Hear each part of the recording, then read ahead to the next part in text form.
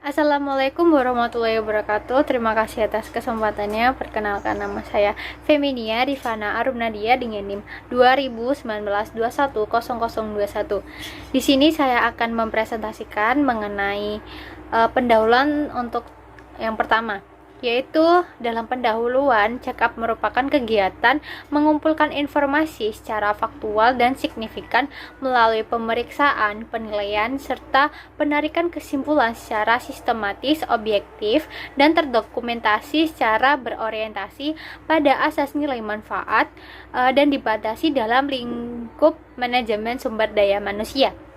Pada era globalisasi saat ini, memudahkan para pelaku bisnis untuk memasarkan secara global. Nah, pada era globalisasi juga ditandai dalam dua kecenderungan. Yang pertama yaitu mengenai bersinergi dalam kehidupan ekonomi, dan yang kedua terfragmentasi dalam kehidupan politik. Khususnya dalam bersinergi dalam ekonomi, yaitu telah lahirnya pasar-pasar baru, sikap baru, dan kompetisi baru, dan juga cara berpikir mengenai bisnis. Nah, untuk selanjutnya saya akan mempresentasikan mengenai hasil check up MSDM. Nah, untuk selanjutnya saya akan menjelaskan mengenai hasil check up MSDM yang telah saya teliti. Nah, saya telah meneliti hasil check up MSDM dari nomor 1 hingga 10. Untuk nomor 1 yaitu visi dan misi organisasi sebagai dasar pengelolaan MSDM. Di sini visi dan misi tidak dijelaskan secara detail bagaimana visi dan misi pada PT Hanajaya Mandala Sampurna memiliki visi misi yang bisa memberikan pengetahuan secara menyeluruh kepada karyawan atau calon karyawan yang lainnya.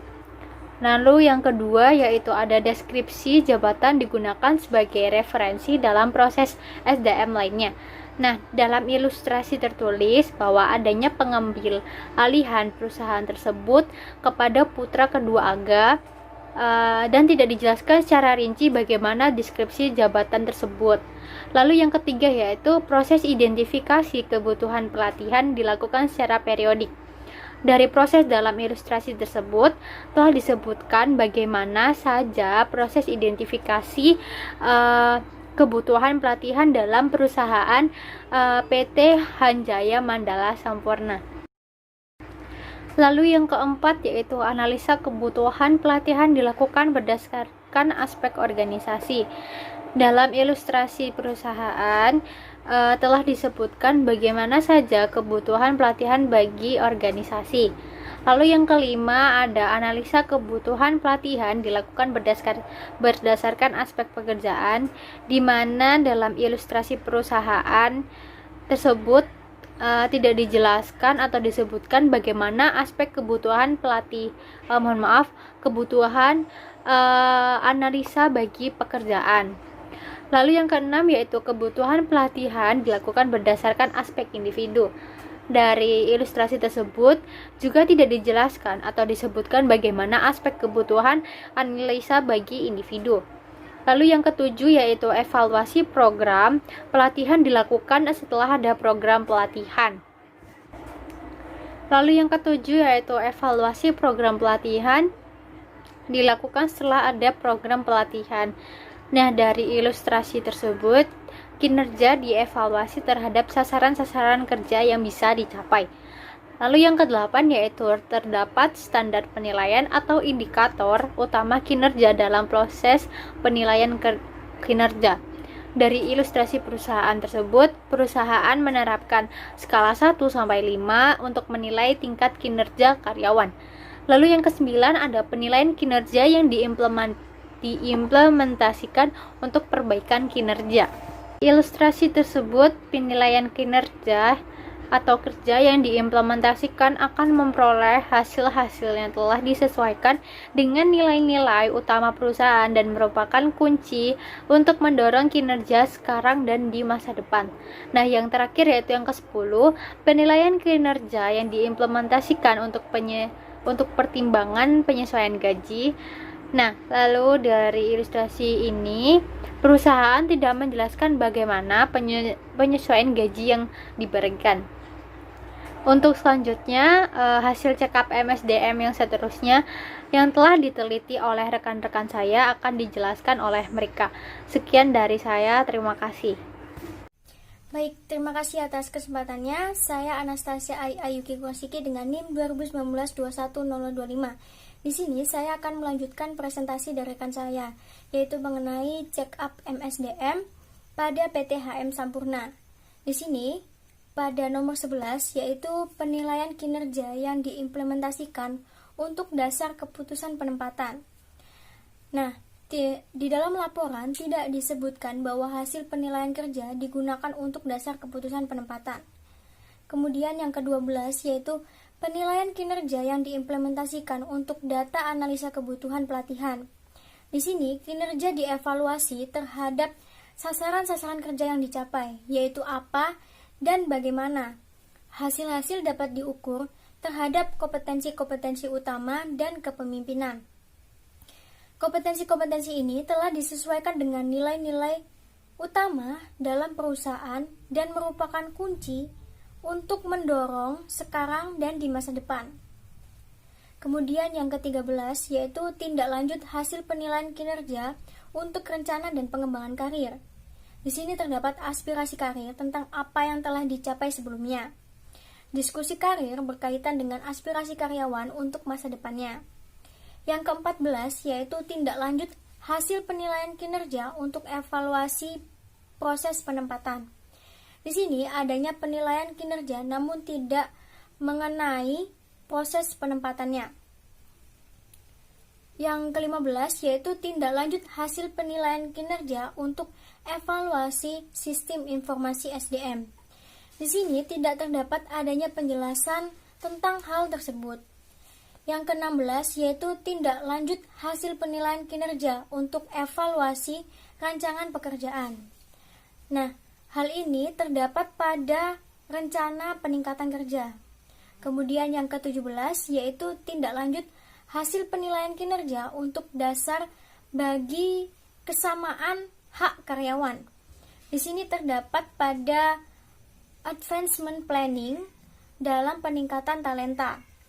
Yang ke-18 yaitu tindak lanjut hasil penilaian kinerja untuk memantau adanya kendala eksternal. Di sini tidak terdapat adanya penjelasan mengenai aspek eksternal tersebut. Kemudian yang ke-16 yaitu standar prestasi diperoleh dari informasi analisa jabatan yaitu berupa uraian tugas. Nah, hal ini tidak ada penjelasannya dalam uraian tugas maupun analisa jabatannya pada laporan tersebut. Kemudian yang ke-20 yaitu standar prestasi digunakan sebagai acuan dalam penilaian. Di sini penilaian itu tidak hanya memperhatikan namun juga mempertimbangkan aspirasinya dan motivasi. Yang ke-21 yaitu standar prestasi yang digunakan berkaitan dengan hasil kerja masing-masing jabatan. Hal ini susah ada dan sudah disusun terstruktur dari tingkat organisasi hingga individu. Yang ke-22 yaitu alat ukur yang digunakan dalam penilaian kinerja dapat diandalkan dan dipercaya. Nah, dalam laporan tersebut, metode penilaian yang digunakan itu sudah efektif dan melibatkan seluruh lapisan organisasi untuk menambah konsistensi hasilnya. Yang ke-23 yaitu sistem penilaian kinerja yang diterapkan mudah untuk diimplementasikan. Nah, sistem penilaian sudah baik namun membutuhkan waktu yang relatif lama dalam proses karena melibatkan banyak orang dalam proses tersebut. Yang ke-24 yaitu penilaian kinerja yang diterapkan dapat mengukur perilaku kritis penentu prestasi. Nah, hal ini sudah dilakukan dengan mengukur standar prestasi, motivasi, dan aspirasi yang dapat mengukur perilaku kritis penentu. Yang ke-25 yaitu penilaian kinerja yang diterapkan merupakan pengukuran yang objektif dan langsung. Nah, sistem penilaiannya hasil-hasil dapat diukur terhadap kompetensi-kompetensi utama dan juga kepemimpinannya.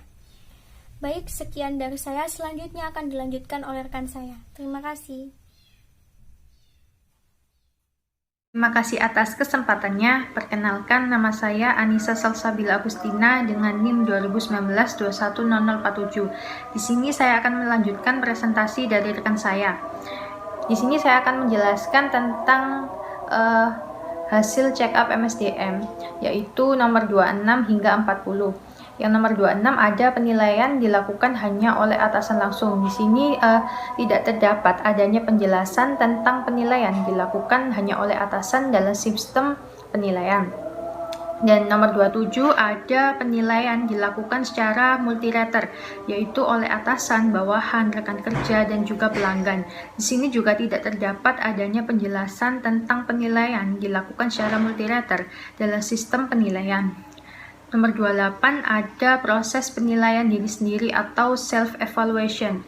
Di sini dalam proses self-evaluation dapat mendemonstrasikan keahlian yang tinggi dalam keterampilan yang relevan dan melakukan pencarian untuk mengembangkan pengetahuan dan keterampilan yang diperlukan untuk menghadapi tantangan-tantangan bisnis di masa yang akan mendatang. Dan nomor 29 ada penggunaan metode PAS oriented dalam proses penilaian kinerja. Di sini juga tidak terdapat adanya penjelasan mengenai penggunaan metode PAS oriented dalam proses penilaian kinerja. Nomor 30 ada penggunaan metode future oriented dalam proses penilaian kerja. Di sini dalam melakukan penilaian menggunakan metode future oriented dapat memberikan nilai-nilai utama perusahaan dan juga merupakan kunci untuk mendorong perusahaan sekarang dan di masa mendatang.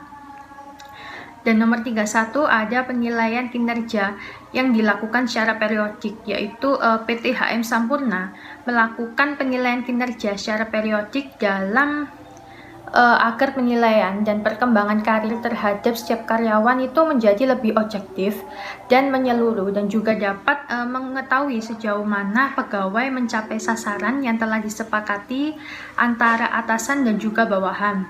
Dan di nomor 32 ini terdapat pedoman penilaian kinerja yang digunakan proses penilaian kinerja, yaitu ada PT HM Sampurna telah mengadopsi pedoman PMI dan menjadi bagian dari PMI, di mana peluang bagi karyawan ini untuk mengembangkan karir menjadi jauh lebih luas. Dan di nomor 33 ini ada proses umpan balik yang dilakukan secara konsisten, di mana PT HM Sampurna ini memiliki mekanisme 360 degree feedback untuk keperluan pengembangan kepemimpinan, di mana karyawan ini diberikan umpan balik secara menyeluruh, yaitu oleh atasan, rekan sejawat, dan maupun bawahannya. Nomor 34 ini ada kebijakan tentang pengolahan karir yang disosialisasikan dengan jelas, di mana PT HM Sampurna ini memiliki mekanisme advancement planning dan di sini setiap karyawan memiliki kemungkinan untuk meningkatkan karirnya ke jenjang regional bahkan internasional bila mobilitas dan kapasitasnya memungkinkan. Dan di nomor 35 ini ada menerapkan prinsip keadilan dalam sistem penghargaan, yaitu di sini tidak adanya penjelasan tentang menerapkan prinsip keadilan dalam penghargaan.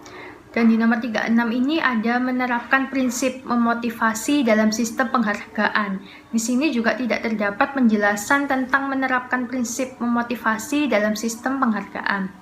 Dan di nomor 37 ini ada pengelolaan sistem penghargaan di perusahaan yang bertujuan untuk mempertahankan karyawan potensial yang telah ada.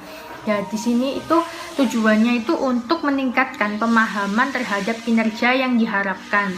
Dan di nomor 38 ini ada pengelolaan sistem penghargaan di perusahaan yang bertujuan untuk mendapatkan personil dengan kualifikasi yang maksimal, di mana di sini ada sebuah ilustrasi yang menceritakan tentang seseorang yang dapat merasa puas terhadap sistem kompensasi yang ada karena 3 hal, yaitu sesuai dengan harapan dan tidak lebih buruk bila dibandingkan dengan orang lain dalam posisi yang sama di organisasi yang sama.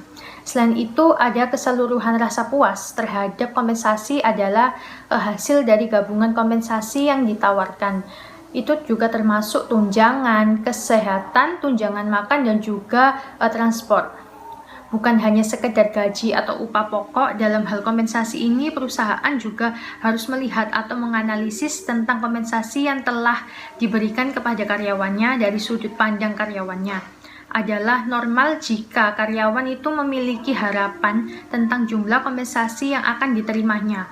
Oleh karena itu, bukanlah hal yang baru bila perusahaan minta calon karyawannya itu untuk mencantumkan gaji yang diinginkannya, sehingga perusahaan itu dapat mengetahui harapan calon karyawan dan dapat memberitahu apabila standar gaji yang ada di perusahaan itu tidak sesuai dengan harapan calon karyawannya. Maka dari uraian tersebut itu, berikut yang diperlukan dalam dielaborasi itu bahwa secara eksternal, organisasi itu harus memberikan kompensasi yang dipandang setara dalam hubungannya dengan kompensasi yang diberikan kepada karyawan yang mengerjakan pekerjaan yang sama di organisasi lainnya. Jika pengusaha tidak memberikan kompensasi ini, maka yang dipandang adil oleh karyawannya, maka organisasi tersebut itu tidak akan memiliki tingkat keluar masuk karyawan yang tinggi dan memiliki banyak kesulitan juga untuk merekrut karyawan yang berkualifikasi yang memiliki keterampilan yang langka. Jadi hal tersebut itu memiliki banyak kesulitan untuk merekrut karyawan yang berkualifikasi berketerampilan yang langka dan yang akan menghasilkan produktivitas organisasi itu yang rendah dan secara keseluruhan. Dan yang nomor 39 ini terdapat prinsip keadilan dalam implementasi pengelolaan penghargaan, di mana sistem kompensasi ini yang terintegritas dalam arti luas itu dirancang dengan memperhatikan faktor-faktor yang mempengaruhinya. Dalam pelaksanaannya itu secara nyata akan berfungsi sebagai motivasi kerja yang dapat meningkatkan kemampuan organisasi atau perusahaan yang menghadapi persaingan, di mana faktor kewajaran atau keadilan ini mempengaruhi sistem kompensasi tersebut, yaitu berarti kompensasi yang wajar atau mencakup 3 dimensi itu, yaitu ada dimensi internal yang pertama, yaitu kewajaran atau keadilan internal, berarti setiap jabatan atau posisi dan pekerjaan individu ini dihargai oleh organisasi atau perusahaan dengan perbandingan yang rasional dari yang terendah sampai yang tertinggi. Dan yang kedua ada dimensi eksternal, yaitu kewajaran atau keadilan eksternal, berarti kompensasi itu dilakukan dengan memperhatikan nilai pasar tenaga kerja di luar organisasi atau perusahaan yang mampu bersaing dengan kompensasi yang diberikan oleh organisasi atau juga perusahaan lain dengan sejenis pesaing. Dan yang terakhir itu ada dimensi individual, yaitu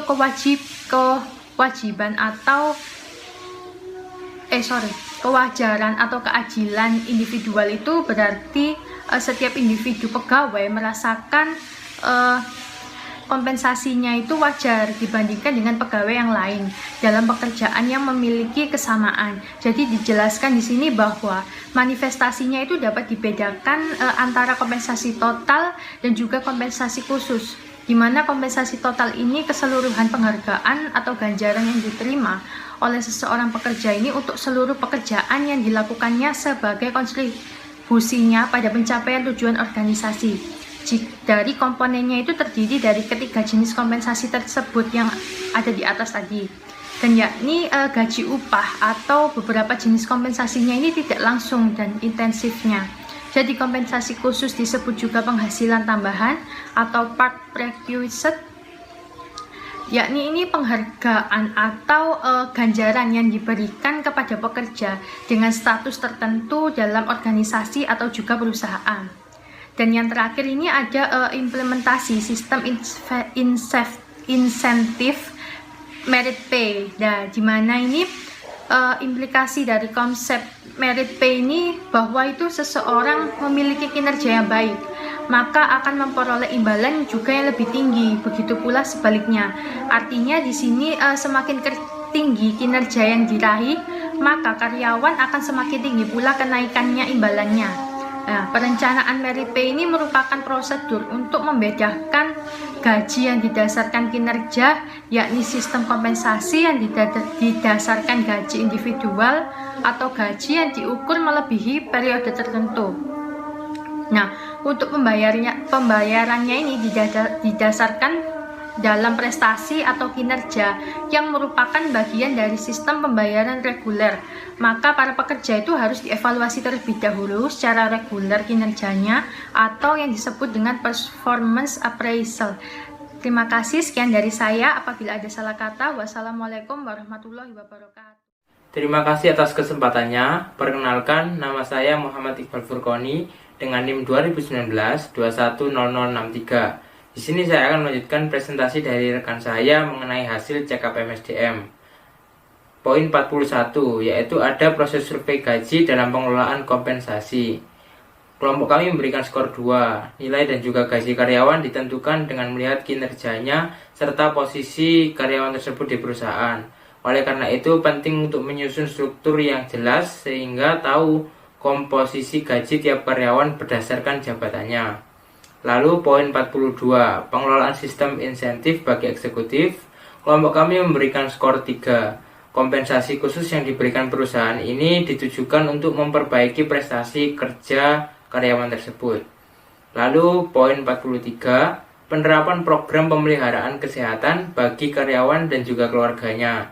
Kelompok kami memberikan skor 0 karena dari ilustrasi di atas tidak ada penjelasan tentang program pemeliharaan tersebut, contohnya asuransi ataupun BPJS.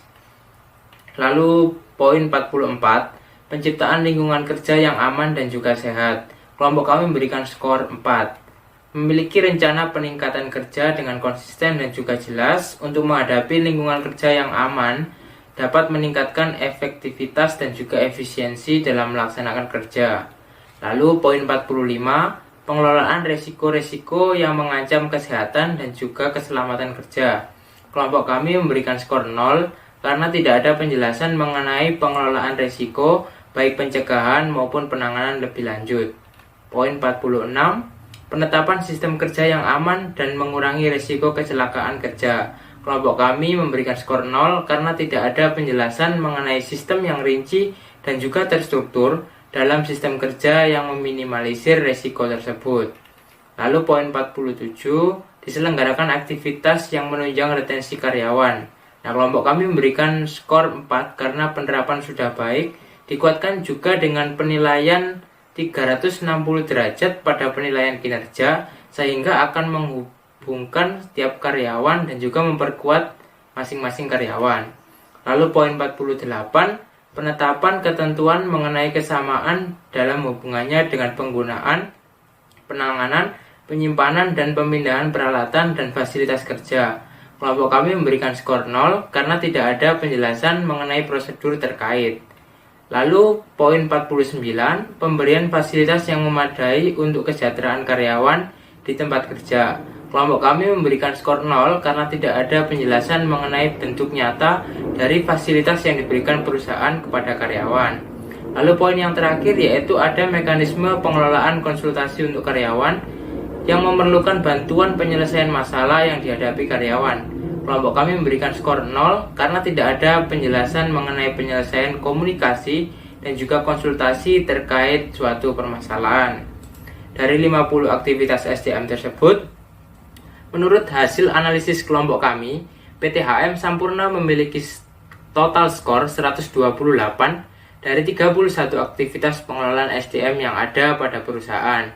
Berdasarkan hasil tersebut, diperoleh rata-rata 4,12 dalam kategori baik, yaitu lebih dari 3,4 sampai dengan 4,2.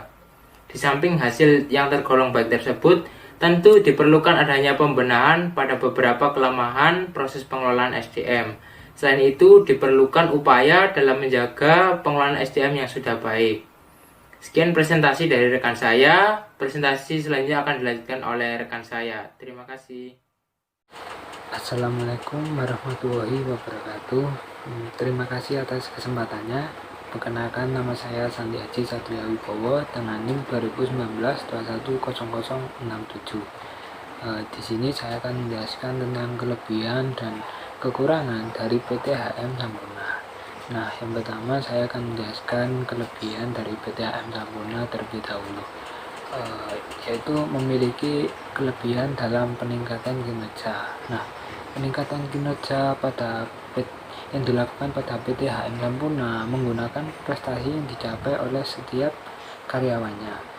Karena penilaian kinerja dalam bentuk prestasi, sehingga dapat memungkinkan para karyawan ini semakin bersemangat untuk berkompetisi dalam memperoleh atau meraih suatu prestasinya. Nah, lalu PT HM Sampurna juga berusaha mendorong pekerjanya dalam memaksimalkan pekerjaannya, dan juga berusaha menjadikan karyawannya menjadi lebih baik dalam membangun timbal balik secara terus menerus. Nah, selanjutnya ada kekurangannya. Kekurangan dalam PT HM Sampurna ialah tidak adanya pengelolaan resiko ancaman yang ada pada karyawan. Lalu tidak adanya penerapan program kesehatan pada karyawan dan keluarganya, yang mana dua hal itu sangat diperlukan bagi karyawan maupun tentunya perusahaan. Nah, mengapa dibutuhkannya suatu pengelolaan resiko ancaman dan juga penerapan program kesehatan bagi para karyawan dan keluarganya, itu digunakan untuk agar begini, karyawan tersebut yang tidak tahu bakal terkena ancaman atau tidak, kan perusahaan bisa meminimalisir terjadinya suatu ancaman pada setiap karyawannya, dan juga untuk penerapan program kesehatan. Program kesehatan ini juga penting diterapkan di suatu perusahaan. Untuk perusahaan PT HM Sampurna sendiri juga. Nah, tentunya program kesehatan ini bisa diadakan 1 bulan sekali untuk proses pengecekan terhadap para karyawannya beserta keluarga dari karyawan tersebut, agar dapat mengetahui kondisi dari karyawan tersebut itu gimana, apakah baik-baik saja, apakah dia sedang tidak baik-baik saja, kondisinya apa, sedang sakit, atau ya bisa diketahui lah. Jadi perlunya program kesehatan tadi untuk mengecek dari kesehatan karyawan tersebut. Nah, dengan adanya begitu, maka bisa dibilang sudah agak lebih meningkatkan itu perusahaannya. Jadi kekurangannya sih hanya di itu saja. Sekian dari saya, selanjutnya akan dilanjutkan oleh rekan saya. Terima kasih. Wassalamualaikum warahmatullahi wabarakatuh. Baik, sebelumnya terima kasih atas kesempatannya. Perkenalkan, nama saya Muhammad Ghazali Usman dengan NIM 2019 2100068. Di sini saya akan melanjutkan presentasi dari teman saya. Dan di sini saya akan menjelaskan tentang rekomendasi. Nah, jadi di dalam PPT itu ada terdapat kelemahan dari PT HM Sampurna, yang mana kelemahannya itu tidak adanya pengelolaan risiko-risiko ancaman yang akan dialami oleh karyawan atau pekerja, dan juga tidak adanya penerapan program pemeliharaan kesehatan bagi karyawan dan keluarganya. Nah, jadi hal ini dapat menyebabkan karyawan potensial mengundurkan diri, sehingga perusahaan akan mengalami kerugian. Nah, dan menyebabkan karyawan yang ingin bergabung menjadi bimbang untuk bergabung dengan perusahaan karena tidak adanya keselamatan untuk dirinya. Nah, selanjutnya saya akan menjelaskan tentang perbaikan dari kelemahan tadi. Dan di dalam PPT sudah dijelaskan perbaikannya itu bagaimana. Di sini saya ingin menambahkan sedikit penjelasannya. Jadi perbaikannya itu dengan memperbaiki pengelolaan risiko ancaman yang akan dialami oleh pekerja atau karyawan. Nah, dengan cara manajemen risiko. Nah, manajemen risiko ini adalah proses identifikasi, pengukuran, pengelolaan karyawan, dan kontrol keuangan dari sebuah risiko yang mengancam aset dan penghasilan dari sebuah perusahaan atau proyek yang dapat menimbulkan kerusakan atau kerugian pada perusahaan tersebut. Nah, jadi manajemen risiko ini merupakan elemen yang sangat penting dalam suatu perusahaan atau organisasi. Dengan adanya pengelolaan manajemen risiko ini mungkin dapat menghindarkan dari terjadinya kerugian ataupun kebangkrutan. Nah, manajemen risiko ini dibuat untuk melindungi suatu perusahaan atau organisasi yang juga mencakup karyawan, properti, reputasi, dan lainnya, dan dari sebuah bahaya yang sewaktu-waktu dapat terjadi. Nah, lalu dengan tidak adanya penerapan program pemeliharaan kesehatan bagi karyawan dan keluarganya, perbaikannya itu dengan cara meningkatkan derajat kesehatan bagi pegawai dengan cara melakukan pencegahan terhadap kecelakaan dan penyakit akibat kerja serta pengendalian terhadap bahaya di tempat kerja. Nah, oleh karena itu diharapkan PT HM Sampurna ini untuk menerapkan dan mengelola kedua program tersebut dengan baik sehingga karyawan memiliki rasa aman dan dapat meningkatkan kinerja karyawan ke depannya serta perusahaan tidak akan kehilangan karyawan potensial lagi. Nah, sekian presentasi dari saya. Selanjutnya akan dilanjutkan oleh rekan saya. Terima kasih. Terima kasih atas kesempatannya. Perkenalkan, nama saya Yunan Wahyu dengan NIM 2019-210072. Di sini saya akan melanjutkan presentasi dari rekan saya. Rekomendasi untuk perbaikan adalah dengan memperbaiki pengelolaan risiko-risiko ancaman yang akan dialami oleh pekerja. Dengan tidak adanya penerapan program pemeliharaan kesehatan bagi karyawan dan keluarganya, dengan tidak adanya program tersebut menyebabkan karyawan yang ingin bergabung menjadi bimbang untuk bergabung dengan perusahaan tersebut. Oleh karena itu, diharapkan PT HM Sampurna menerapkan dan mengelola kedua program tersebut dengan baik sehingga karyawan memiliki rasa aman dapat meningkatkan kinerja karyawan ke depannya. Kemudian serta perusahaan tidak akan kehilangan karyawan yang potensial. Kemudian bagaimana program atau cara menanggulangi kekurangan tersebut? Yang pertama yaitu upaya praktis untuk menanggulangi kekurangan tersebut, yaitu dengan K3, merupakan upaya praktis untuk memberikan jaminan keselamatan dan meningkatkan derajat kesehatan bagi karyawan dengan cara melakukan pencegahan terhadap kecelakaan dan penyakit akibat kerja serta pengendalian terhadap bahaya di tempat kerja.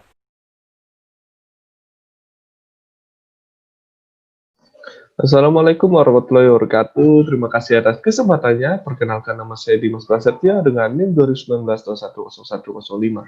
Di sini saya akan melanjutkan presentasi dari rekan saya. Menurut pendapat Fatoni Widodo waktu 2015, semua pegawai diharapkan mendapatkan pendidikan dan pelatihan serta bimbingan dalam K3 dengan ketentuan yang dibuat sebagai berikut. Yang pertama, mengeluarkan peraturan-peraturan yang berhubungan dengan K3 pegawai. Yang kedua, menerapkan program kesehatan kerja bagi pegawai. Yang ketiga, menerapkan sistem pencegahan kecelakaan bagi pegawai. Yang keempat, membuat prosedur kerja. Yang kelima, membuat petunjuk teknis tentang pelaksanaan kerja termasuk penggunaan sarana dan prasarana. Instansi juga perlu melaksanakan suatu usaha untuk memberikan kesadaran pada pegawai tentang betapa pentingnya untuk ikut mewujudkan pelaksanaannya K3 di tempat kerja. Dengan setiap pegawai mewujudkan program K3, maka pegawai akan terhindar dari kecelakaan. kerja yang memberikan dampak bagi instansi, yaitu terciptanya ketenangan dan kemajuan instansi. Oke, demikian laporan tugas check up MSDM perusahaan PT Hanjaya Mandala Sampurna dari kelompok kami. Mohon maaf jika ada salah kata. Wassalamualaikum warahmatullahi wabarakatuh.